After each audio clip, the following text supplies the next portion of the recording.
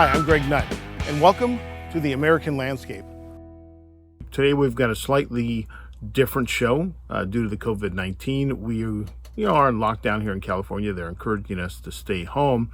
So we're doing our best, and we've had a few shoots canceled.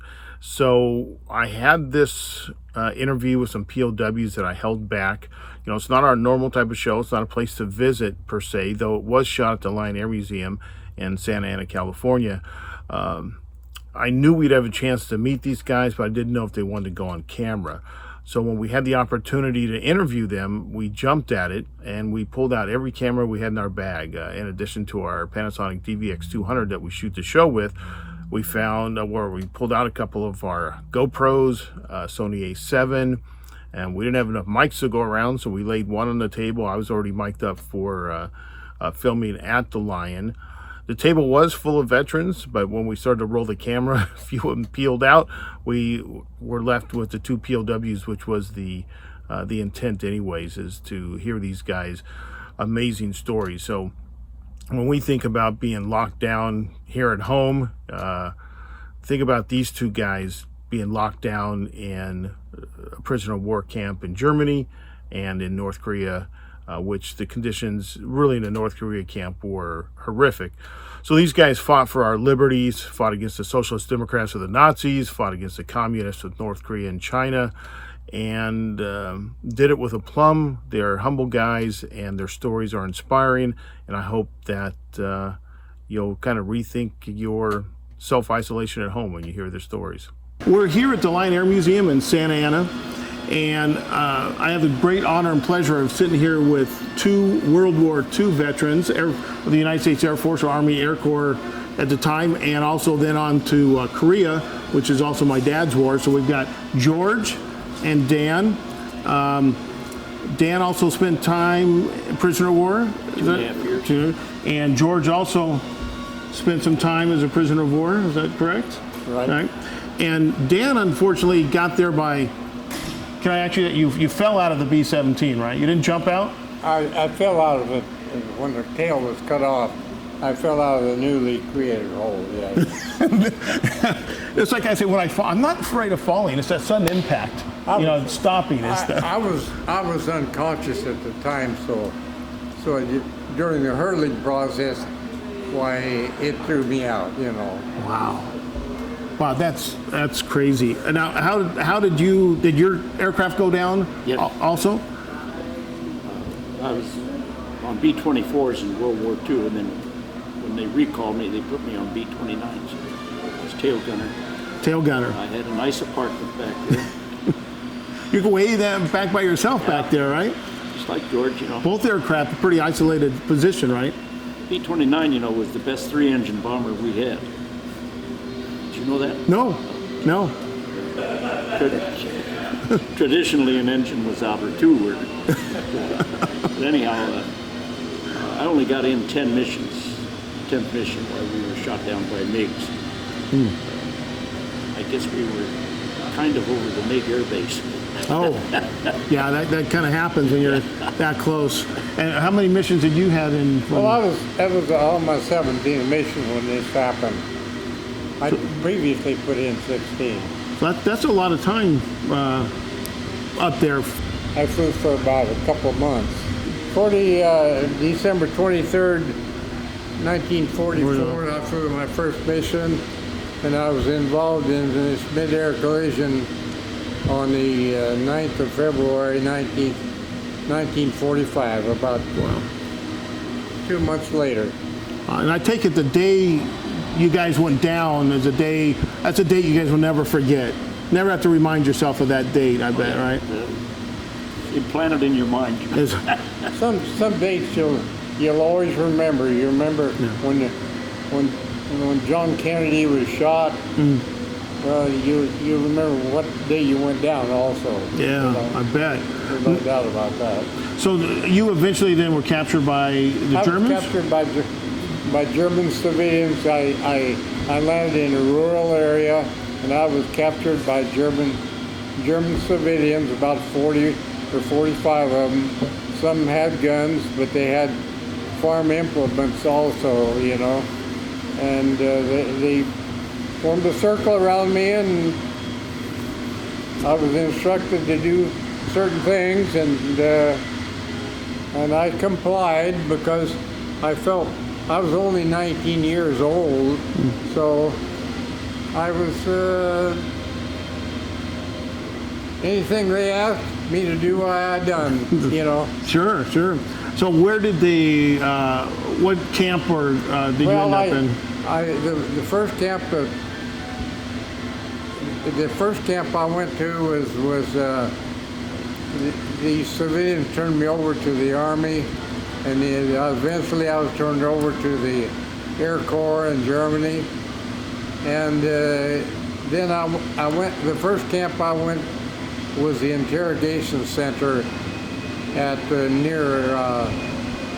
Camp Oberursel, which was near Frankfurt on the Main. And I was there about 9 days. Then I went to Wetzlar, a transitional camp, and I was only there a short period of time. The Allies were pushing the Germans pretty hard at that time, and so one morning we were taken out to a nearby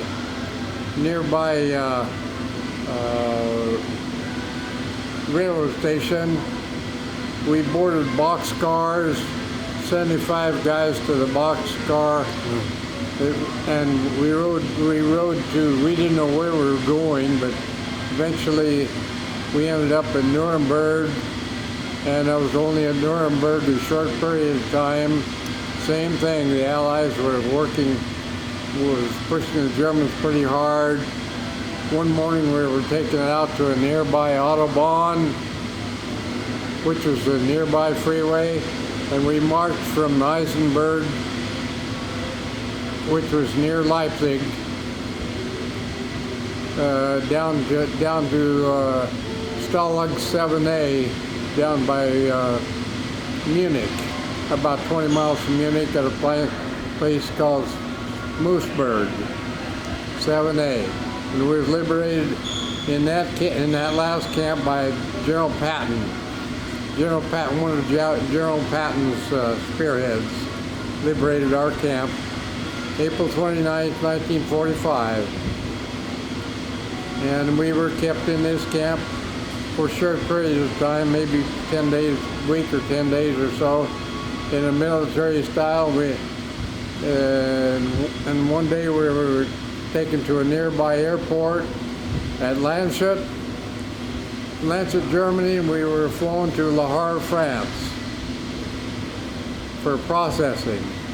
At Le Havre, France, I received partial pay and was allowed to clean up a bit and get preparing for departure to the United States. And I was there maybe a week or 10 days at Le Havre, France, Camp Lucky Strike, and one morning I was taken out to a ship, and we crossed the Atlantic Ocean by troop ship. It took us about 14 days to do that, and we landed in New York. And New York,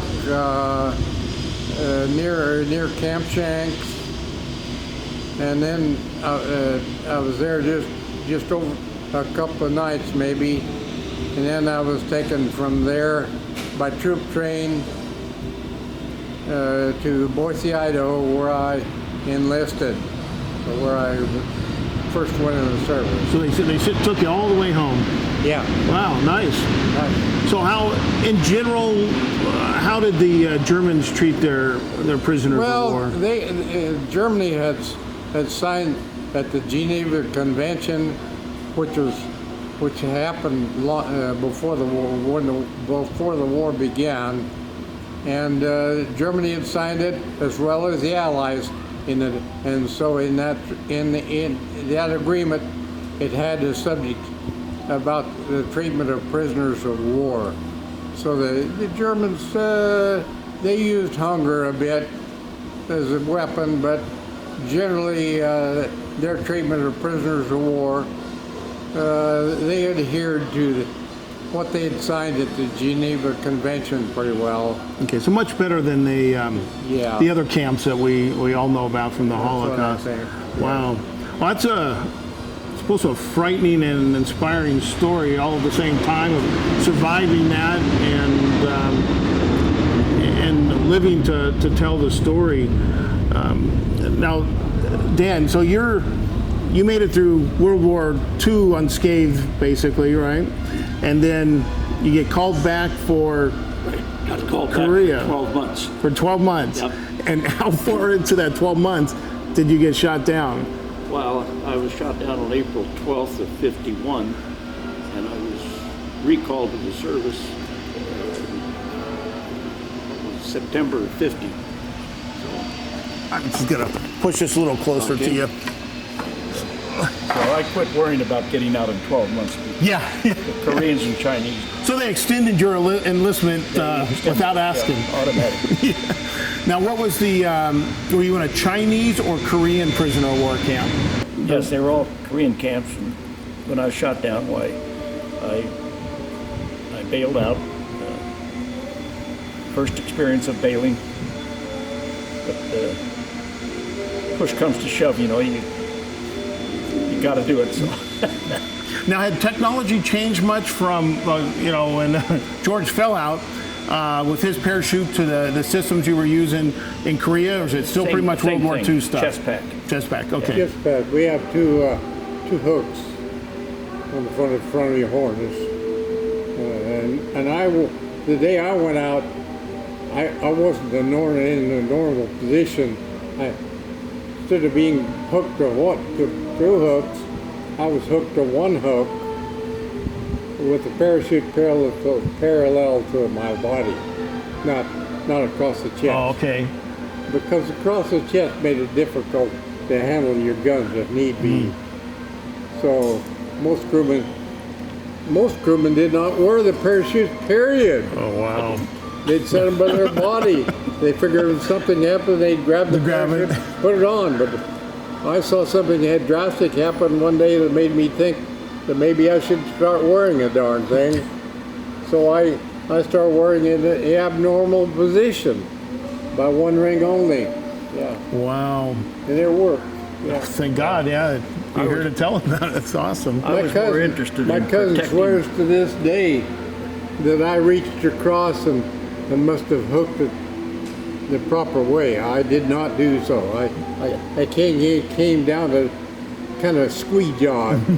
Instead of square, I came down Like, pretty much of an angle. yeah, wow. So your bailout was relatively uneventful? I mean, other No, than... not at all. No? We were shot down by MiGs, and I was always concerned about that 37 millimeter cannon. So I would always put my flak suit on the floorboard and place my parachute on top of the flak suit, mainly because I didn't want to hurt any personal violence. Yeah. Got you there. But so I had to get my chute on, and So you had time when you were going down, you knew you had couple minutes, couple seconds? just a few seconds. A few probably, seconds. but, my escape hatch was a small window in the tail, and I never thought a human body could fit through it. But once you stuck your head out, like suck you right out. Wow. And were you the only one on your crew to survive? No, No. we all survived. Oh, okay. But 7 of us were picked up behind the lines. And 6, there was 13 aboard. 6 were picked up south of the lines. So I lived on a farm. I thought I'd broken my back, but I injured it pretty badly. And a farmer came out and he helped me. Took me into his mud hut. About 45 minutes later, I could hear the trucks coming, and the Army came. And they gave that guy quite a hard time because they thought we should have our sidearm with us, and I never carried it. I didn't need it in the tail. And I couldn't hit anything with it anyhow, so it was just in the way, so I never carried it. And, I told him I'd no sidearm, but they thought he had taken it. So they gave that farmer a hard time. And then they started on me. And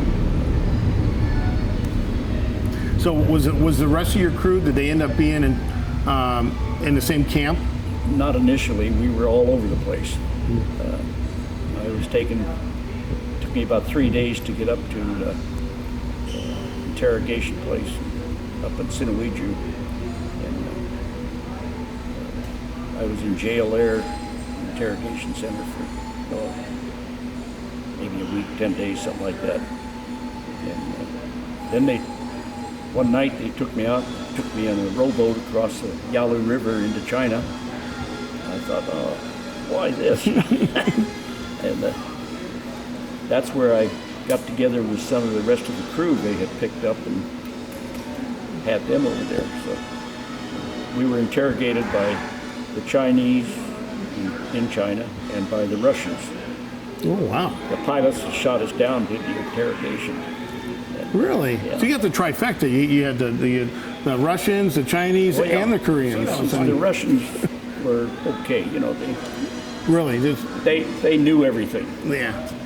They knew the airplane better than we did, and they had gotten a B-29 in World War II and did reverse engineering on it, so they knew exactly anything question they asked you. Yeah. They knew the right answer. Probably the most valuable thing out of that would have been the gun sight, maybe, anyways, right? Or the bomb Well, sight? the gun sight was obsolete. Was it by then? Yeah. That was built for reciprocating aircraft. The jets were just too fast for it.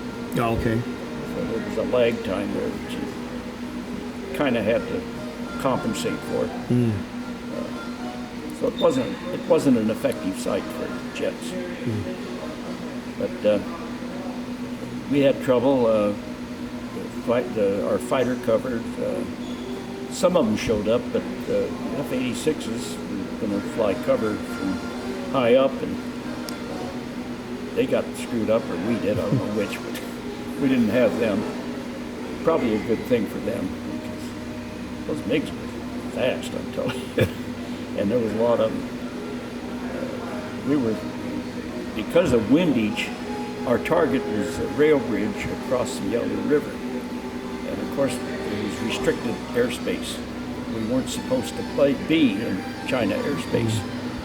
But because of the wind, the only way we could possibly hit the bridge was to be up over China, over the big air base. Oh, my God. So, because the bombs had to carry.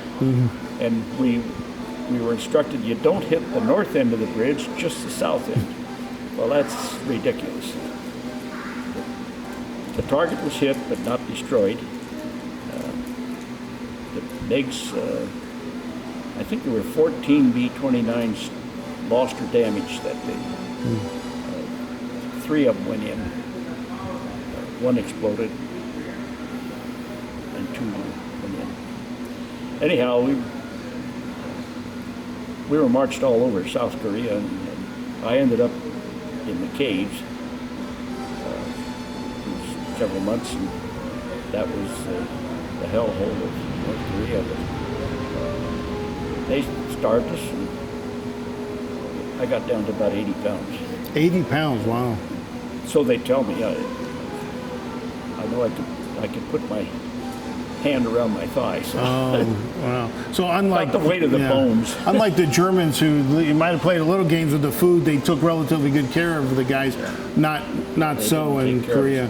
Well, then when the negotiations got underway, which we didn't know about, the day we were shot down was the day MacArthur was relieved.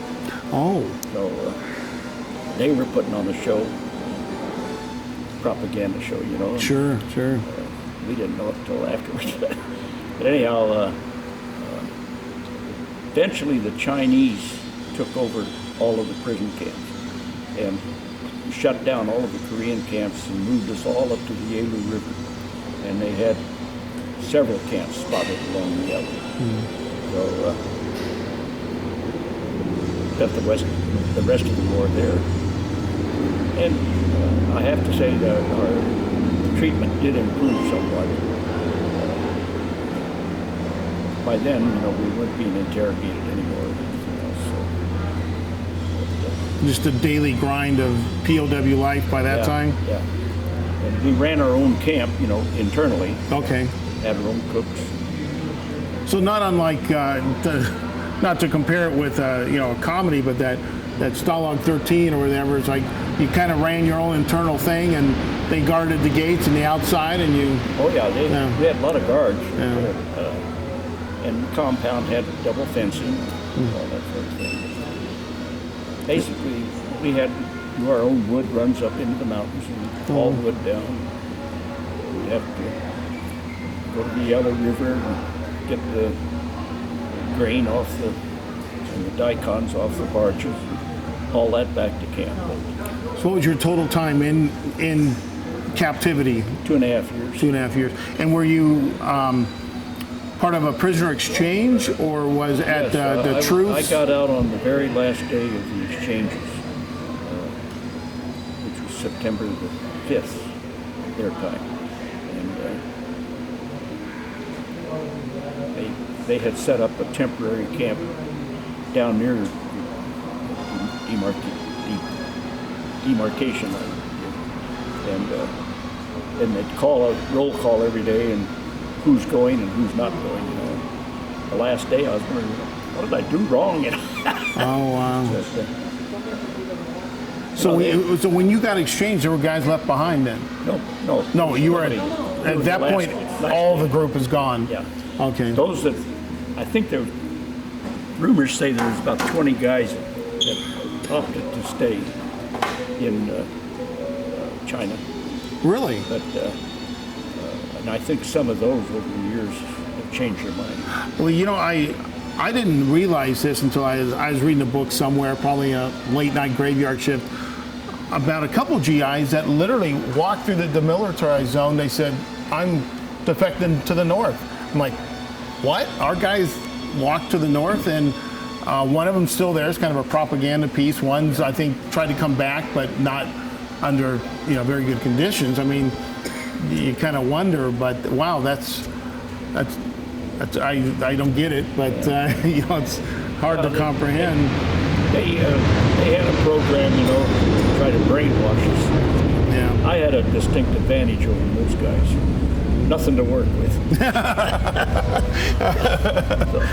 so anyhow, you had to attend these lectures daily. Oh, okay, like the daily propaganda thing, propaganda. Yeah. They weren't effective at all. But you couldn't demonstrate, you couldn't. Yeah. Pretty. So once you were liberated, did the Army then finally say your enlistment was up, or did you stick around for a while? I came home. We came home by ship, and it's a good thing. Kind of griped us at first, but we were able to adjust our diet that way. Slowly, yeah. Get back. I guess I said Army. I should have said Air Force. So they brought you home slowly and neutralize or. So we came into San Francisco and put into Letterman there, and then transferred me down to March Field Hospital. March, okay. Familiar with that base? Had so much leave time, Built up a little leave, a little back pay. More leave than money.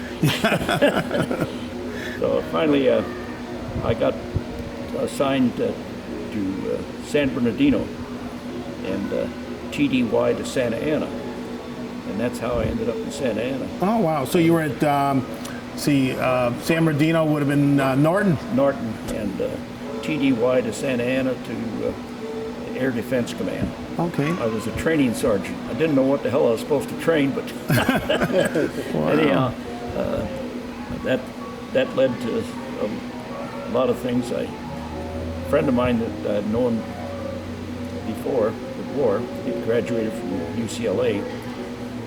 He came when he heard I was home. He came by the house. He said, "Get a date," and he had gotten married. He said, "Get a date, and we'll go to the UCLA Wisconsin football game." I said, "Get a date? I've been out of circulation for 2.5 years. I don't know anybody." Well, anyhow, there was, make a long story short, there was a neighbor to my parents young couple. My mother was a pretty persistent lady. She went next door and said, Dan needs a date, can you help him? She said no. But then after a little pressure, why she said, well, I'll try. And so she called this young lady and asked her if she'd go out and explain to her that I was just home from prisoner of war camp. She said no. But then since she learned we were with a married couple, she probably thought I'd be less of an animal. So we had a great time. Good football game, incidentally. And when I took her home, why I asked if I could call her again. She said sure. So I called her every night thereafter, and that was in November, late November.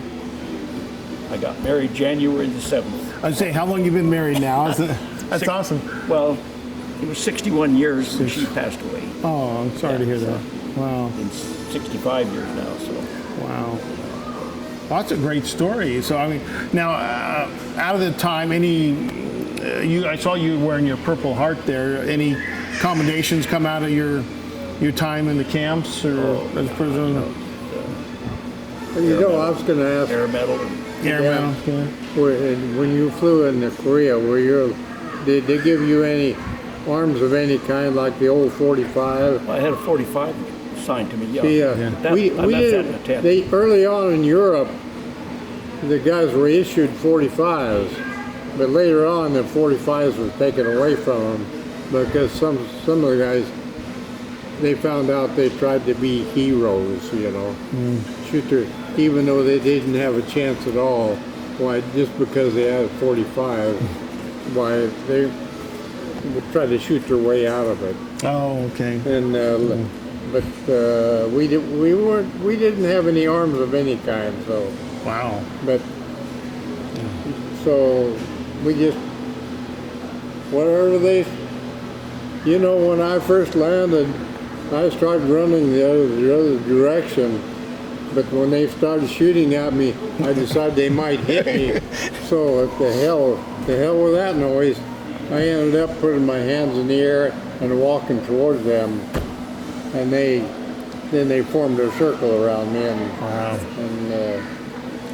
And so was there any worry in Korea? I guess this probably happened in Germany, but strafing the guys coming down on the parachutes? Were you worried about the MiGs coming back around and just?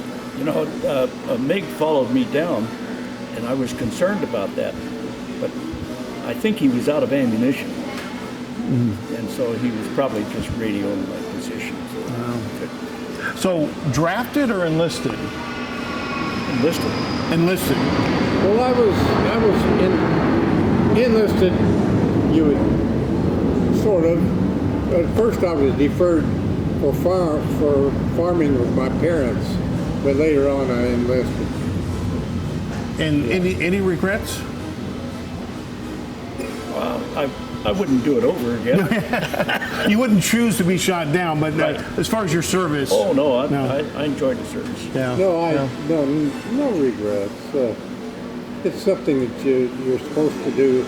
We became very, very patriotic as we remember after the Japanese had bombed Pearl Harbor. Sure. Yeah. Up until that point, why the United States people didn't want to have anything to do with warfare to speak of.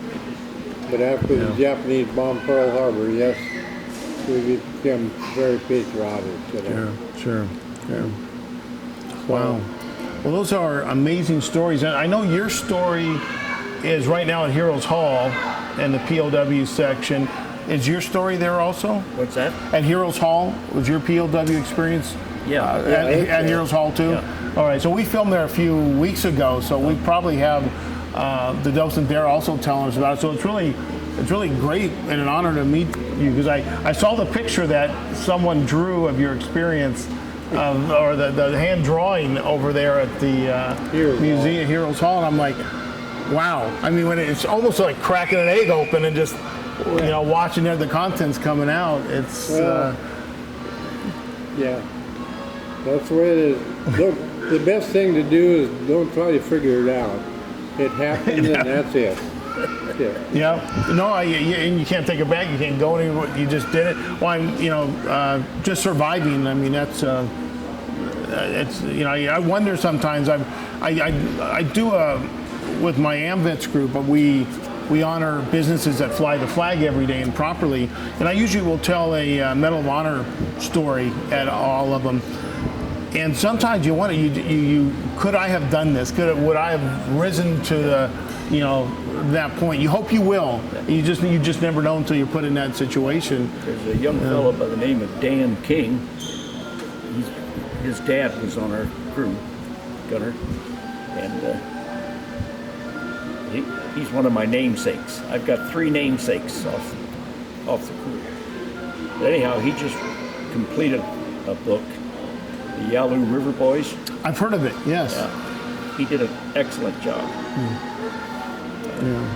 Yeah, I got Carol at Heroes Hall was telling me about it. Yeah. So it's on my list. I haven't got to it yet. So, well, George and Dan, thank you for sitting down with us and telling us your story. I think we're going to take a look around at the aircraft that are here, crawl inside some, take some pictures, and it's not often you get to sit down with true American heroes like this. It's an honor. About Dan, but I don't consider myself as a hero. See, that's why you are a hero, because the ones that don't. Because I survived. I'm a survivor. I'm not a hero. You did your duty. You did what was asked, and man, we appreciate it. I know the crew. We've got some veterans in our crew. We do appreciate it. Appreciate your service. Incidentally, I'm the sole survivor of my crew of 9. And that's sad. There was 9 of us, and I'm the only one that got out. Yeah. Well, since we're at that point, were the other crew members ever recovered? Did they get proper burial? Do you know? They were buried in Germany, and later on their remains were transferred to the United States. Okay, so they were all recovered at some point. Yeah. And your crew, you said everybody survived. They were cremated. The plane crashed and burnt, so they were cremated. Okay, so they never got out. Period. There's five of my crew members are buried in the common grave at Jefferson Barracks. Okay. In St. Louis, Missouri. Oh wow. Oh. And then you said everybody survived. Did they all survive the camps? I'm the sole survivor now. Now, they've all died. But they did survive the war and the camps and everything, came home. Well, that's great. All right. Well, again, thank you guys. I really appreciate meeting you and your time. Thank you, Greg. And Dan. Okay, nice meeting you. Thank you.